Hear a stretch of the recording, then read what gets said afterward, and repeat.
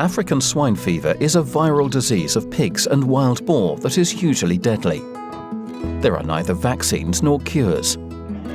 For this reason, it has serious socio-economic consequences in affected countries. The virus can persist for several months in the environment and in carcasses. Curing or smoking pork products does not always destroy it. Humans are not susceptible to the disease, but they can spread it through contaminated clothes or equipment. The clinical signs of African swine fever are variable and not always easy to recognize.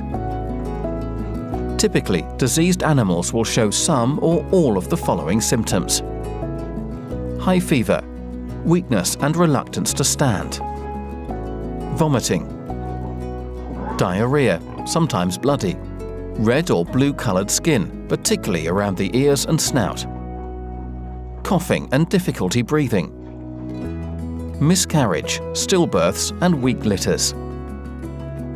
Most of the diseased animals will die within 10 days.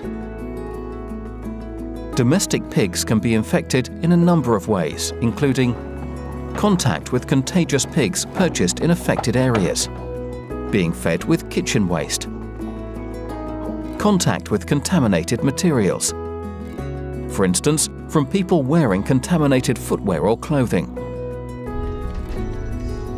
Contact your official veterinarian immediately if you suspect African swine fever has infected your herd. Do not move animals from the farm. Always change clothing and footwear when leaving the farm. Before purchasing feed, litter or pigs, ensure that they come from trustworthy farms that have carried out the necessary measures to protect their farms from the virus. Do not allow your pigs to have contact with wild boar or pigs from other farms. Never feed kitchen waste to pigs. Avoid outdoor farming in areas affected by African swine fever. Do not acquire pork or pork products from affected areas which could cause risk. Wild boar hunters should not come into contact with domestic pigs after hunting. Hunters and farmers should not leave offal from wild boar or domestic pigs in the fields and forests. Do not leave food or waste in areas where wild boar may be present.